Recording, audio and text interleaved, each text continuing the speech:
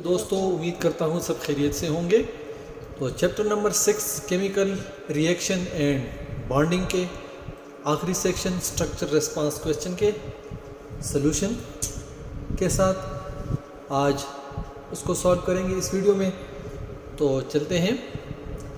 Number first है हमारे पास कि when coal is burn it produce carbon dioxide and leave ash behind.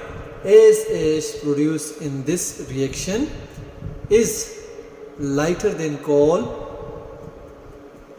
Ash produce होता है, वो एश जो है वो उससे लाइटर होता है, हल्का होता है। तो ये कुछ क्वेश्चन है, उसको सॉल्व करेंगे।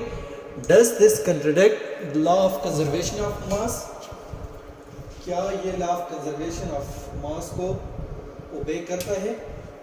तो डेफिनेटली यस, क्योंकि ये एक केमिकल रिएक्शन है। तो according to law of conservation of mass के during a chemical reaction matter during a chemical reaction मतलब केमिकल, तो ये क्या है? ये केमिकल रिएक्शन है। बर्निंग जो है ये केमिकल रिएक्शन है, तो इसका मतलब है कि ये उसको फॉलो करता है। तो अब आंसर को जस्टिफाई करना है। जस्टिफाई योर आंसर, क्योंकि जब कोल की बर्निंग होती है तो उस कोल से कार्बन डाइऑक्साइड भी रिलीज होता है, साथ में हीट भी होती है और उसका एश भी होता है, यानी ये तीनों चीज़ें होती हैं। अगर सिर्फ हम एश का वेट करेंगे तो डेफिनेटली वो तो लाइटर होगा, लेकिन अगर इन सब चीज़ों को मिलाकर उसकी मेजरमेंट करें तो वो उसकी वेट जो है वो इक्वल होगी। तो इस तरह हम कह सकते हैं कि yes, it obeys law of conservation of mass because it is a chemical reaction. Definitely ash produced during the reaction is lighter, but in burning process along with ash carbon dioxide and water also produce, which all combinedly equal to the mass of that coal।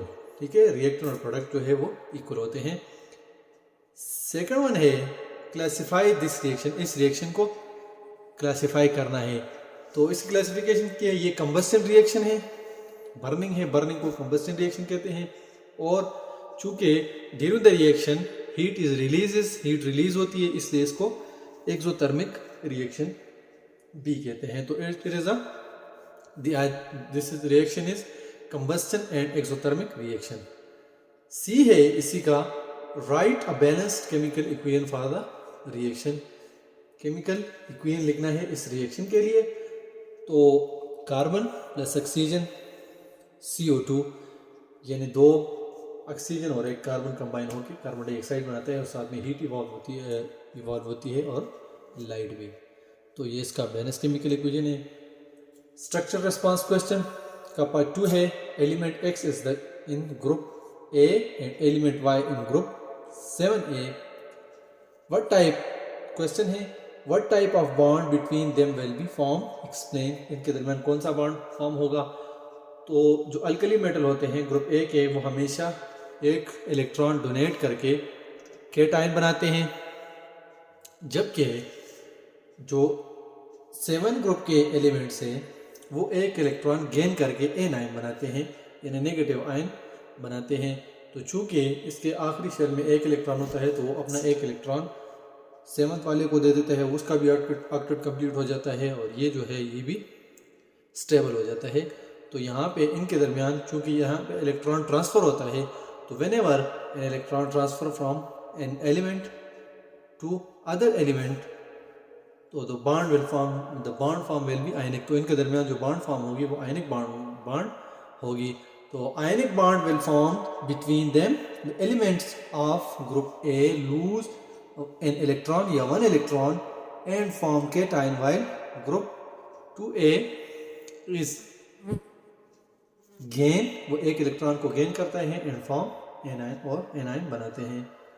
तो इसी का B है, draw electron dot and electron cross structure show formation of bond between them. ये जो group A और group 7 के element हैं, इनके दरमियान हमने क्रॉस डॉट और क्रॉस स्ट्रक्चर फार्मूला ड्रा करना है। तो सोडियम है, सोडियम के पहले शेल में 2 इलेक्ट्रॉन, दूसरे शेल में 8 और तीसरे में 1 इलेक्ट्रॉन होता है। इस तरह क्लोरीन है, क्लोरीन के पहले शेल में 2 इलेक्ट्रॉन, दूसरे में 8 और तीसरे में 17, यानी टोटल 17 इलेक्ट्रॉन होते हैं। तीसरे शेल में 7 इलेक्ट्रॉन। तो जब इसका रिएक्शन होता है तो अगर हम प्रोडक्ट में देखें तो ये अपना एक इलेक्ट्रॉन लॉस करके, मतलब इसके लास्ट शेल में एक इलेक्ट्रॉन होता है तो वो शेल ही लॉस हो जाता है। वो इलेक्ट्रॉन जो है वो इस क्लोरीन को ट्रांसफ़र कर देता है। तो क्लोरीन के आउटर मोस्ट शेल में भी 8 इलेक्ट्रॉन हो जाते हैं, सेकंड शेल में भी 8 इलेक्ट्रॉन, और जो फर्स्ट शेल है उसमें 2 इलेक्ट्रॉन। तो इस तरह in this way we can represent it in electron dot and electron cross structure. Structure response question का पार्ट 3 है। Classify the following as exothermic और एंडोथर्मिक रिएक्शन। नीचे दिए हुए हैं, इसमें से हमने देखने हैं कि एंडोथर्मिक कौन से है और एक्सोथर्मिक कौन से है। तो सबसे पहले आता है कंबस्टन। चूँकि कंबस्टन में कोल, नेचुरल गैस या कोई भी फ्यूल जो है उसकी बर्निंग होती है, एज ए रिजल्ट हमारे पास इसमें एनर्जी रिलीज होती है, कार्बन डाइऑक्साइड और वाटर। तो चूँकि इसमें एनर्जी रिलीज होती है तो that's why we called it as exothermic reaction. तो combustion it is an exothermic reaction because in burning heat evolve होती है या एनर्जी रिलीज होती है, तो that's why it is a exothermic reaction.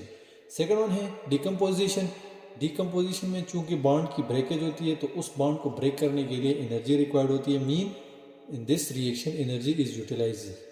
ठीक है, तो that's why we call it as endothermic reaction. तो decomposition it is an endothermic reaction because for the breaking of bond energy is required, that's why we called it as endothermic reaction. C है neutralization reaction.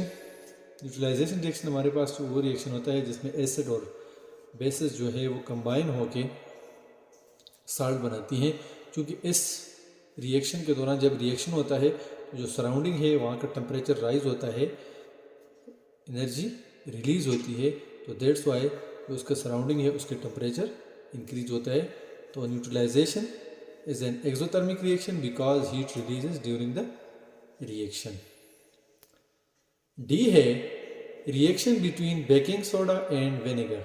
यानी vinegar और baking soda के दरमियान जो reaction होता है ये भी एंडोथर्मिक होता है। इसकी वजह ये है क्योंकि during the reaction breaking of bonds होती हैं, तो इसलिए एनर्जी यूटिलाइज होती है, एनर्जी एब्जॉर्ब होती है, तो इसलिए इसको हम एंडोथर्मिक रिएक्शन कहते हैं। तो it is an endothermic reaction because breaking of bond take place which need energy, जिसको एनर्जी की ज़रूरत होती है तो वो सराउंडिंग से एनर्जी यूटिलाइज करती है, तो इस वजह से हम इसको भी एंडोथर्मिक रिएक्शन कहते हैं। पार्ट नंबर 4 है स्ट्रक्चर रिस्पांस क्वेश्चन का। 2 chemical reaction are occurring in beaker A and B. In beaker A temperature changes from 25 to 40 degree centigrade and in beaker B temperature changes from 25 to 20 degree centigrade। तो उसके साथ question related है कि what are the changes in temperature in these beaker। क्या changes होती हैं? जो पहला बीकर है उनमें टेम्परेचर ज़्यादा होता है, जब रिएक्शन स्टार्ट होता है तो उसमें 25 होता है, ड्यूरिंग द रिएक्शन जो है वो टेम्परेचर राइज होके इंक्रीज होके 40 तक चला जाता है। तो इसका मतलब है कि इसने अपने सराउंडिंग्स में हीट को रिलीज़ किया है, तो इसको हम क्या कहेंगे? एक्सोथर्मिक रिएक्शन कहेंगे। जो बीकर ए हैं उसमें जो रिएक्शन होता है उसको एक्सोथर्मिक कहते हैं। In beaker B temperature changes from 25 to 20। उसमें पहले टेम्परेचर 20 था जो बाद में 20 तक गिर गया है। तो इसका मतलब है कि इस रिएक्शन के दौरान हीट यूज़ हुआ है, तो इसलिए ये क्या है? एंडोथर्मिक रिएक्शन है। तो जो बीकर ए है उसमें एक्सोथर्मिक, जो बीकर बी है उसमें endothermic. In beaker A the reaction is exothermic reaction as temperature rise from 25 to 40 degree centigrade, while in beaker B the reaction is endothermic as during reaction temperature decreases from 25 to 20 degree centigrade। जो temperature है वो 25 से 20 तक fall करता है, तो इसका मतलब है कि ये एंडोथर्मिक रिएक्शन है। पार्ट बी है which of these reaction is exothermic and endothermic.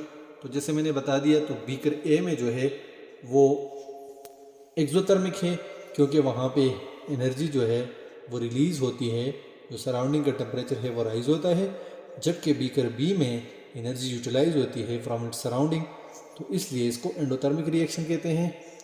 तो reaction in beaker A is exothermic because energy releases in the beaker and rise from 25 to 40 degree centigrade, and reaction in beaker B, the reaction is endothermic because heat absorbed from surrounding decreases from 25 to 20 degree centigrade. तो ये structure response question का section भी हमारे पास solve हो चुका है। तो chapter number 6 complete हो गया हमारे पास, इसके सारे सेक्शन हो गए हैं, सॉल्व कर लिया हमने। और इंशाल्लाह नेक्स्ट वीडियो में चैप्टर 7 की तरफ जाएंगे। मेरे यूट्यूब चैनल को ज़रूर सब्सक्राइब कर लीजिएगा।